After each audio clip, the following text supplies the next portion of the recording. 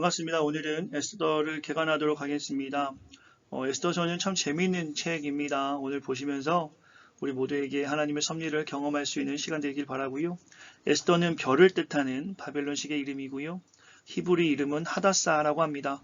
포로된 땅에서 남아있는 자들과 관계가 있던 에스더의 모습을 우리가 보게 됩니다. 에스더 이야기는 수산궁에서 시작합니다. 수산은 고대 바사의 수도고요. 지도 보시면 현재는 이라크 지역이고요. 이 지역에 많은 사람들이 남아 있었어요. 예루살렘에 돌아갔던 사람보다 훨씬 많은 사람들이 남아 있었고 그들의 이야기를 에스더서를 통해서 우리는 보게 됩니다. 그렇다면 에스더는 어느 시대 사람인가요?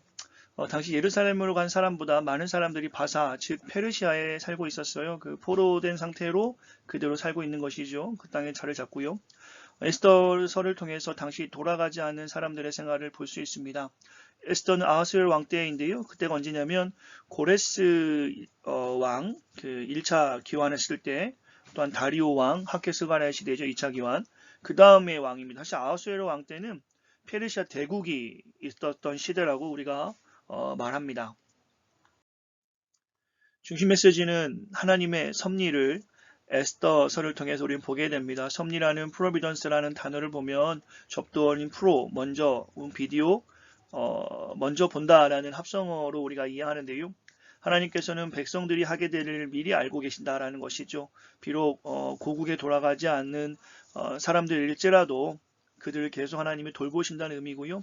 섭리라는 말의 뜻에는 하나님의 공급하심, 하나님의 이끄심을 우리가 보게 됩니다.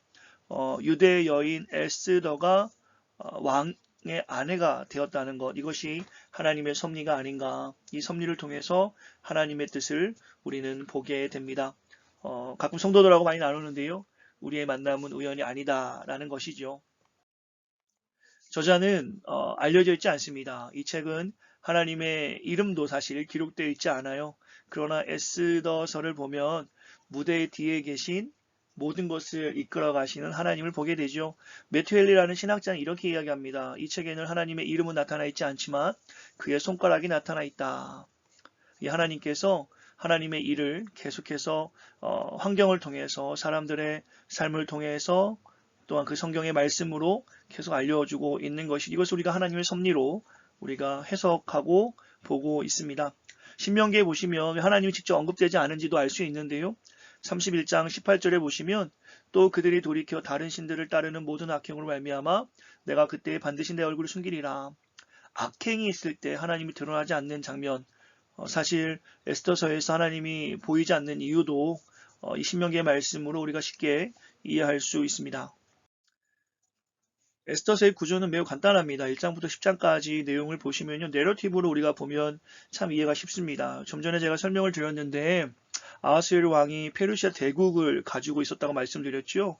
그의 힘을 과시하기 위해서 1장에 보시면 187일 동안 잔치를 벌입니다. 그리고 마지막 날에 그의 아내 와스디를 사람들에게 보여주고 싶은 거예요. 와스디가 너무나 아름다운 미모를 가지고 있었더니 말입니다. 근데 그 아내가 왕의 요청을 거절하게 되죠. 이에 왕은 분노했고 그 와스디를 폐위시킵니다. 그리고 이것이 소문날까 해서 모든 페르시아 남자들에게 조서를 다리는데요. 자기 집을 잘 다스려라. 남자가 다스릴 수 있다라는 조서 같은 것이죠. 그래서 이제 왕의 힘을 다시 과시하고 또 와스디라는 왕을 또 폐위시키고 새로운 황후를 뽑기 위해서 어떤 그 종류의 미인대회를 하게 됩니다. 그때 에스더가 등장하게 되고요. 에스더가 그 미인대회에 참여해서 우승을 하는 것이고요. 그래서 왕비가 되는 장면입니다. 왕후가 된 에스더를 2장에서 우리가 볼 수 있고요. 사실 이것은 하나님의 일하심을 우리가 보게 되는 장면입니다. 그러면서 이곳에서 우연을 가장한 섭리를 또 볼 수 있는데요. 왕의 내시 2명이 왕을 죽이려 하는 소식을 모르드게가 듣게 됩니다. 모르드게는 에스더의 양 아버지라고 볼 수 있는데요. 그것을 에스더에게 알려주고 에스더가 왕에게 사실을 알린 다음에 왕이 그 죽음에서 모면하게 되죠. 이러한 일로 모르드게는 승진하게 되고요. 뭐 승진이라는 표현이 맞는지 모르겠지만 이제 왕궁에서 왕의 곁에서 있게 되고요. 하나님의 역사가 이 에스더와 모르드게를 통해서 점진적으로 일어나기 시작합니다. 당시에 하만이라는 사람이 있었습니다. 이 사람은 모르드게를 싫어하는 사람이었어요. 뭐 당시 2인자라고 볼 수 있는데요. 가나안의 후손입니다. 그는 궁의 모든 사람이 자신에게 절을 해야 한다는 조서까지 만들게 돼요. 그러나 모르드게는 유대인이므로 하만에게 절하지 않는 장면을 성경에서는 보여줍니다. 이렇게 절을 하지 않는 하만이 모르드게를 향해서 분노를 일으키게 됩니다. 그러면서 모르드게가 유대인인 것을 알게 되고 왕을 설득하여서 모든 유대인을 없애는 조서를 만들게 돼요. 그러니까 하만이라는 사람이 얼마나 나쁜 사람인지를 우리가 알아야 되는데요. 유대인을 진멸하는 한 날을 정하기 위해서 그는 주사위를 굴리는데 그 주사위가 불이라는 것입니다. 그리고 아달월 14일에 모든 유대인들을 죽음에 이르게 하는 조서를 하만이 만들게 되죠. 그때 이제 이때부터가 클라이막스가 될 텐데요. 사실 모든 유대인들을 죽이고 하만은 술잔치를 벌입니다. 이제 유대인들의 유일한 희망은 모르드게와 에스더뿐이죠. 에스더가 자신이 유대인임을 알리고 이 말도 안 되는 조서를 취소하고자 하는 어떤 계획들이 이제 드러나는 장면인데요. 사실 그 당시에 왕에게 여왕이 허락 없이 나아가는 것은 죽는 거나 마찬가지지만 모르드게가 에스더에게 너가 지금 여왕 자리에 있는 것이 바로 이때가 위함이 아니냐라고 이야기하는 것을 듣고 에스더는 내가 죽으면 죽으리다 라는 어떤 결단을 하고 왕 앞에 나아가는 장면을 우리가 보게 됩니다. 5장부터는 이 에스더의 지혜로움을 우리가 보게 되는데요. 이제 하만의 사악한 계획이 하나님의 역사 가운데 에스더를 통해서 모르드게를 통해서 바뀌는 것을 보게 됩니다. 하만과 왕을 초대하고 특별한 부탁을 다음날 하기 위해서도 초대하게 되죠. 그러나 하만이 술에 완전히 취해서 그 자리를 떠나고 그 다음날 길가에 가다가 모르드게를 보게 됩니다. 분노하게 되죠. 아니 저 사람이 아직도 있다니 저 사람을 죽여야겠다. 하만은 화가 머리끝까지 나서 직접 단두대라고 할까요? 교수대라는 것을 설치하게 됩니다. 이 교수대로 하만은 모르드게를 죽이고 싶었던 것이죠. 그러나 이 모든 일들이 한순간에 바뀌게 됩니다. 이제부터 하나님의 섭리를 우리가 보게 되는 것이죠. 이제 하나님께서 유대인을 얼마나 보호하시는지 알게 됩니다. 이러한 그 하만의 그 화가 분노가 치밀었을 그날 하필 그날 밤에 왕이 잠이 오지 않는 거예요. 그래서 왕궁 일기라고 할까요? 자신에게 있었던 일들을 쭉 보는 중에 이전에 모르드게가 왕을 살린 것을 보게 됩니다. 기억하게 되죠. 왕이 잊었던 사건인데요.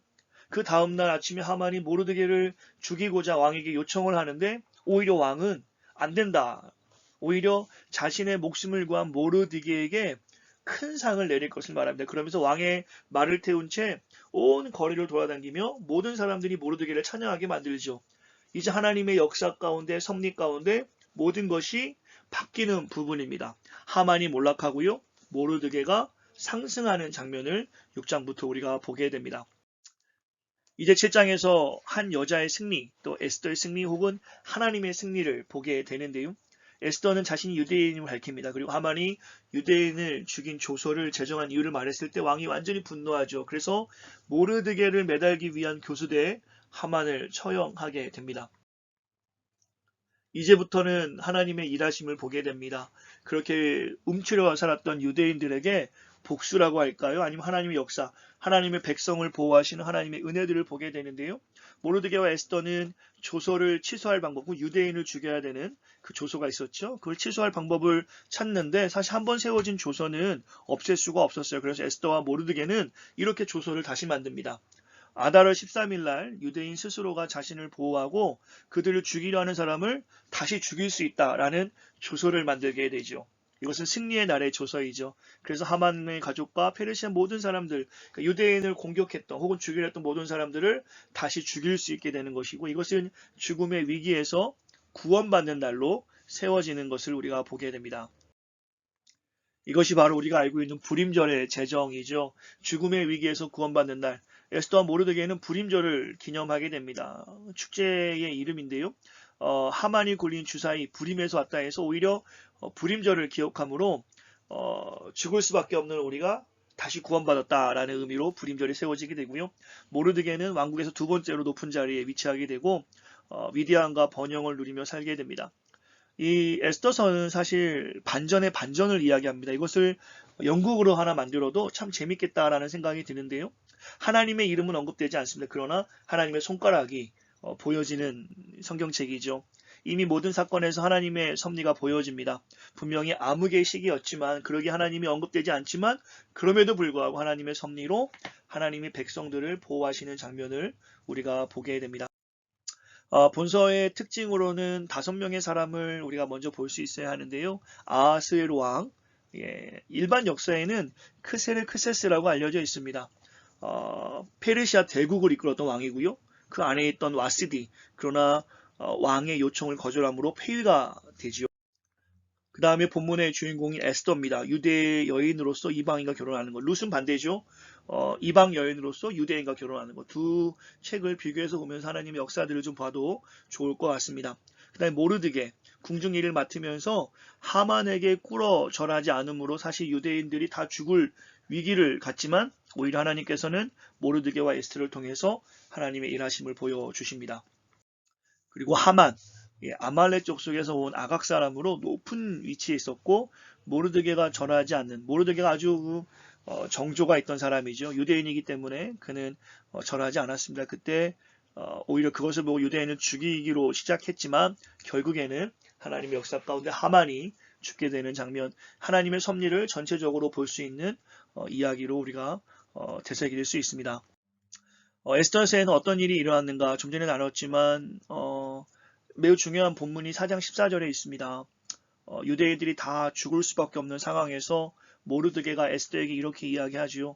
이때 내가 만일 잠자나여 말이 없으면 유대인은 다른 데로 말미암아 노인과 구원을 얻으려니와 너와 내 아버지 집은 멸망하리라. 내가 왕후의 자리에 얻은 것이 이때를 위함이 아닌지 누가 알겠느냐.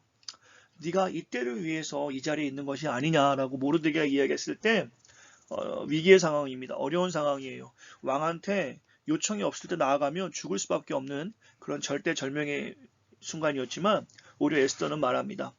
당신은 가서 있는 유대인들을 다 모으고 나를 위하여 금식하되 규례를 어기고 왕에게 나아가리니 죽으면 죽으리라. 죽음을 각오하고 왕에게 나아가겠다는 에스더의 결단 속에서 하나님의 일하심을 우리는 보게 됩니다. 오늘 일어나는 어떠한 어려움이든지 그 어려움은 바로 여러분들이 그 자리에 있는 이유일 수 있습니다. 여러분을 통해서, 우리를 통해서 하나님이 일하신다라는 것. 이렇게 하여 왕이 부르기 전에 왕에게 나갈 수 없었으나 에스더는 죽으면 죽겠다라는 정신으로 왕에 나가고 왕에 나아가서 모든 일들을 진행함으로 오히려 하나님께서는 에스더와 모르드게 혹은 유대인들을 보호하시고 하만이 죽게 됩니다. 하나님의 섭리로 우리가 볼 수 있는 장면이고요. 오늘 에스더서는 이렇게 마무리할 수 있지만 하나님 섭리가 무엇인지 신학적 용어를 좀 살펴보면 좋을 것 같고요. 성경의 근거도 잠깐 나누면 좋을 것 같습니다.